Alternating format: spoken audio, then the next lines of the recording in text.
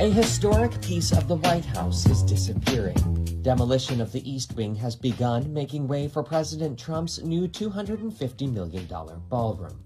Franklin Roosevelt constructed the primary structure of the East Wing in 1942, and it's long served as the main entry point for guests and tourists. It was designed as a graceful passage toward the White House residence, lined with portraits of first ladies and framed to the south by the Jacqueline Kennedy Garden. Beyond its historic halls, the East Wing also houses the office of the First Lady and the White House Social Office. The White House on Monday started tearing down part of the East Wing to build President Donald Trump's ballroom. The Republican president has said he's adding a 90,000 square foot ballroom because the East Room, the largest room in the White House with an approximately 200-person capacity, is too small. Trump said the ballroom will fit 999 people.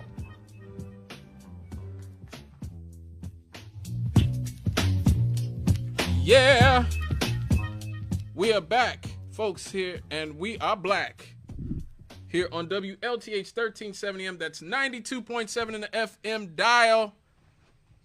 Straight out of the cannon with me, Scott Cannon, here on a Friday night. It is October the 24th, 2025.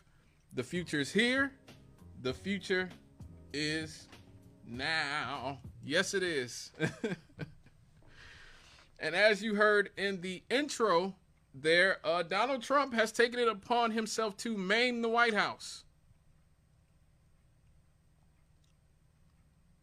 in what is obviously a vanity project to satiate his, I guess, cartoonishly large ego, apparently.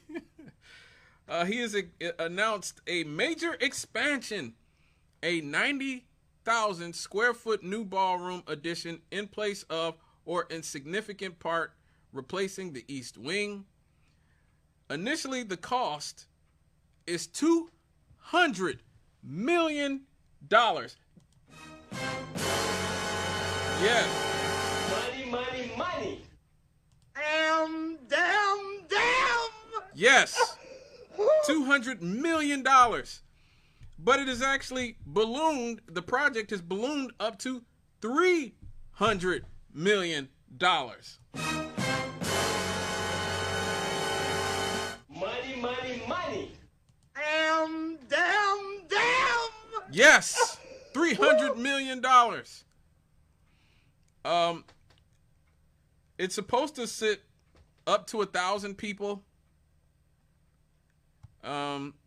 They say it's supposed to be finished. Also, it's already began. It began in September, but it's supposed to finish before the end of Trump's term, which ends in January 2029, 9th, according to the announcement. Trump has cited insufficient space, event space in the White House, with its current largest room, the East Room, seating only 200 people. And they said the need to avoid using large tents for state events. Now, how long has this East Wing been there? It's been there since 1902, and it was expanded and renovated over time. Most notably, a second story was added in 1942 by Franklin Roosevelt, and they said will be modernized and largely torn down. Offices currently in the East Wing include the First Lady's office and other support and event offices. Yeah, and those will all be relocated for the construction, so Melania will have to take her English lessons in another part of the house. Demolition crews have begun removing part of the facade and the interior of the East Wing. I mean, it's crazy to see those those pictures and the video on the news of just a whole part of the White House being torn down. A glass bridge is mentioned as connecting the new structure to the main White House building so that the main historic building is not touched. Now, defenders, the president's defenders, and they are numerous. They are numerous. are saying there's no taxpayer money being used. This project is 100% funded by Trump and his friends. The design is by McCreary Architects and is being built by Clark Construction, engineered by AECOM, according to the Washington Post. Now, there are questions about the oversight of this project. The required federal review process has lagged or is being contested.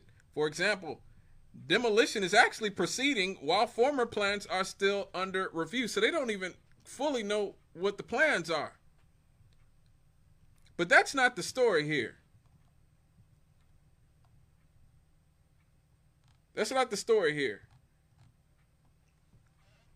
The story is, who are these friends that Donald Trump is using to fund this project?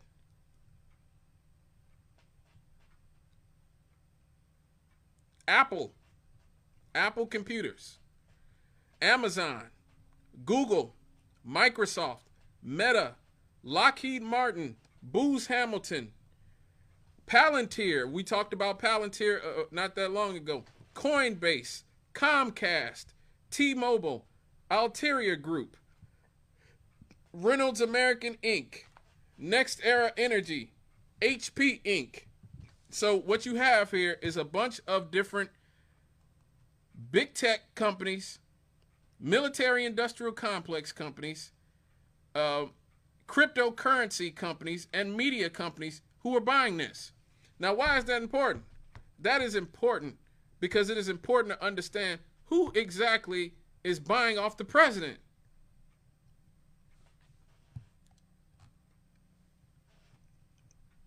This is open corruption. I hope you guys understand that, right? This is just blatant open corruption. They're openly buying off the president. And for anybody calls and says he thinks, I don't support it when the Democrats do this crap either. There's one thing people who call this show will say is that, who listen to the show will say, I am no fan of the Democrats, so please save your breath. I don't support when any of these idiots do it.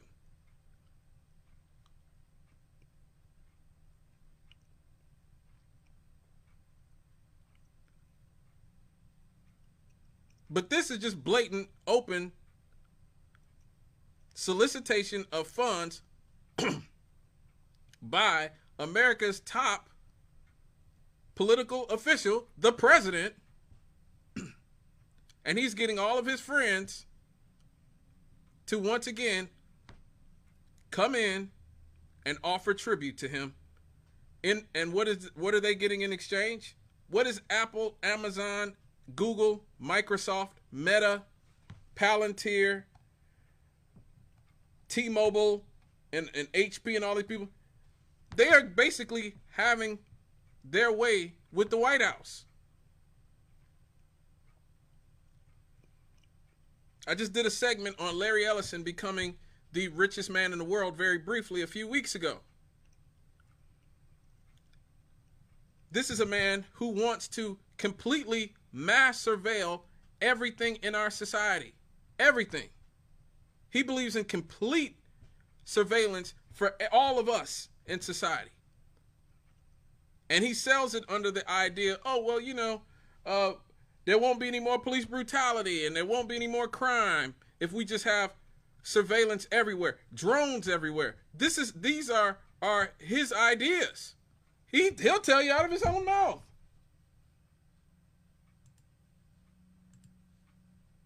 The police will be on their best behavior because we're constantly recording, watching and recording everything that's going on. Citizens will be on their best behavior because we're constantly recording and reporting everything that's going on. And it's unimpeachable. The cars have cameras on them. I think we have a squad car here someplace. But those kind of applications using AI, if we can use AI, and we're using AI to monitor the video. So if that altercation that occurred in Memphis, the chief of police would be immediately notified. It's not people that are looking at those cameras, it's AI that's looking at the cameras. No, you can't do this. It would be like a shooting. That's going to be immediately. That's going to be an event that's immediately. An alarm is going to go off. It's going to be, and we're going to have supervision. In other words, every police officer is going to be supervised at all times. And the supervision will, and if there's a problem, AI will report the problem and report it to the appropriate person, whether it's the sheriff or the chief or whomever we need to take control of the situation. We have, same thing. We have drones. We just, if there's something going on in a shopping center, and I'll stop. A drone goes out there, get there way faster than a police car. There's no reason for, by the way, high-speed chases. You shouldn't have high-speed chases between cars. You just have a drone follow the car. I mean, it's very, very simple. And then new generation of autonomous drones.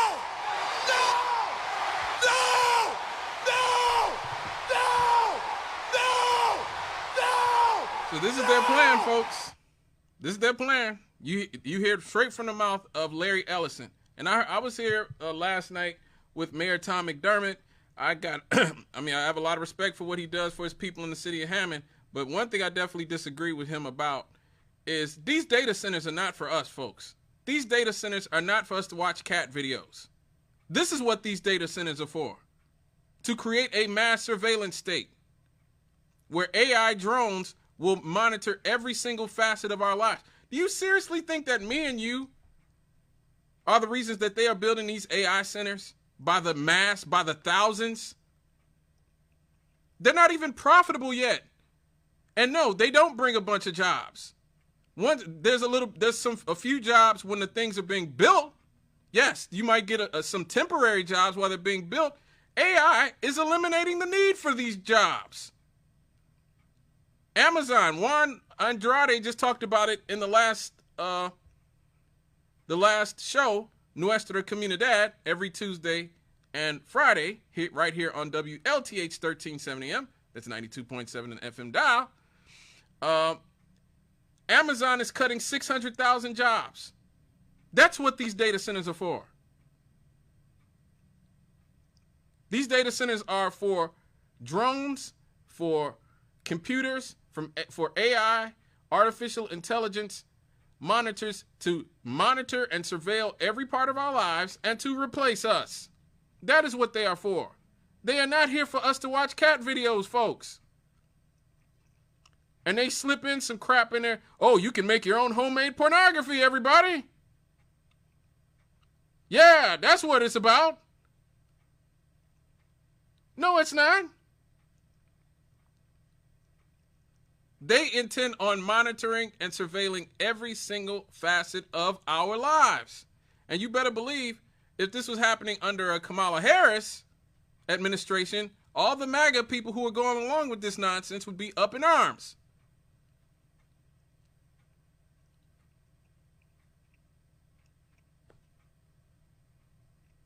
I'd be too, because I'm always up in arms, regardless who's in office. That's how you're supposed to be. You're not supposed to be a political hack, like these people who still think politics are real, when they aren't obviously not. This is what's coming. Democrat, Republican, doesn't matter. This is what is coming. Donald Trump is just doing this overtly, openly. He's literally having these people solicit him all this money out and open. And did the Three Kings March, the No Kings March, did they mention this in any way? Openly soliciting funds for this crap. And so this is so that they will have a way to continue to pay him off and get whatever they want. And look at who else is here. Palantir. We talked about Palantir, another mass surveillance company. And Coinbase. What is Coinbase? Cryptocurrency. When Trump was in office the first time, he said cryptocurrency was a scam. And then they gave him a bunch of money.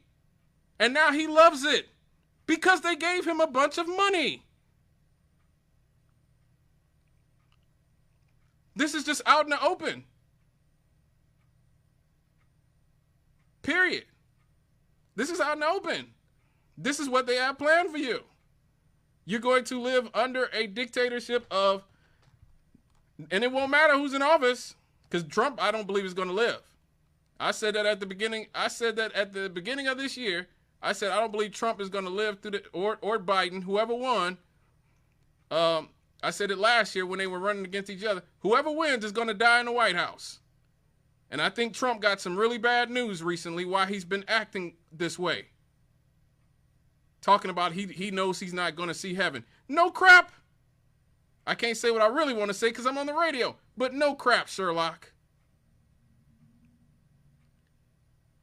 There is a part in the New Testament that talks about it's easier to fit a camel through the eye of a needle than it is to find a righteous rich man. You ain't that righteous rich man, Donald. You ain't that guy.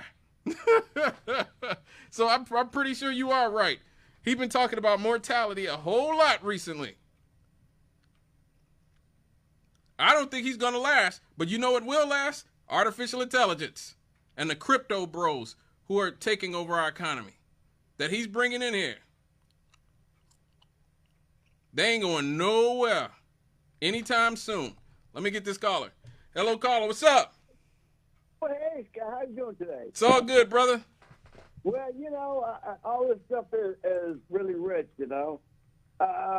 The thing I talked about with you a long time ago about the memo routine, that's traceable all the way through this stuff. Mm. I mean, understanding that this is the beginning. I mean, President Nixon, he was accepting cash bribes in the White House. Yep. Okay. Thomas, two of the other Supreme Court judges right now are for, ethics violations. I mean, they've accepted $250,000 gifts and stuff. The governor of Virginia accepting these 10 watches and around. I mean, the idea now, if you steal a loaf of bread, you've got to go to jail and pay. Mm-hmm. You get caught with some weed, we got to stop these crazy people from spending nonsense, right? Yep. I mean, the idea of like we're so far out of it. It's oh my gosh, bro. It's like holy mackerel. How can you do anything? Imagine if you had like what was called publicly funded elections, and you could take that cash out of this stuff. But of course, the Supreme Court said that corporations are equal to people without any criminal liability. That's a perfect disguise, right? Mm-hmm. You can do anything. Imagine. Let me jump off subject for a second. The Epstein routine, right? What was the company? Bear Standard. They were the guys that hired them. They're the financial guys that hired them. And the Panama Papers discovered from the 70s, these guys were laundering money. And this guy, Epstein, was part of that laundering thing through the Bear Standard. And, of course, Trump was doing Russian money laundering back in the early 80s. Mm. And, I mean, these guys all tied together. So, I mean, they can't tell the truth without self-incrimination. And so, if we don't defend ourselves, the only way to defend yourselves is through the process we have. Mm. And that's through the election process. I mean, we have to give Indiana's a mega state. I mean, homelessness, of course, is not criminal, but if you fall asleep outside, it is. Yeah, it is.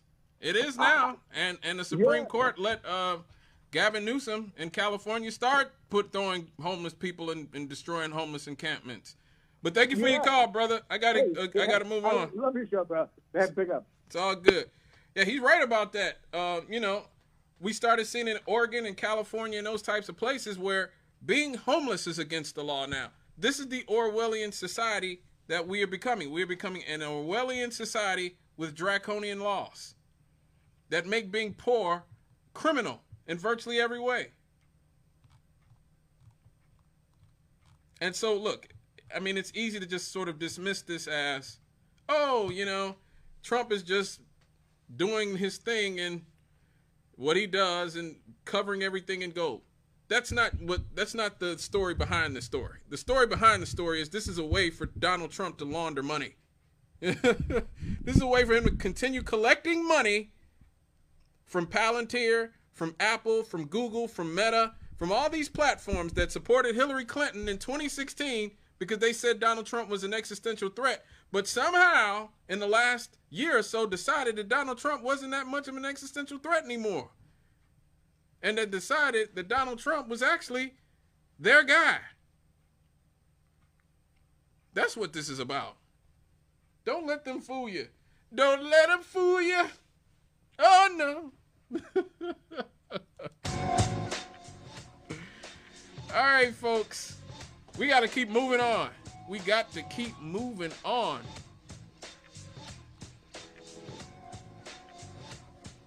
It's almost the end of the first hour, so you know what that means? It is time. It is time for some happy happies. Let's lighten the mood a little bit, have some fun while it's still legal here in the United States. We'll be right back after these here on Straight Out of the Cannon. Be right back.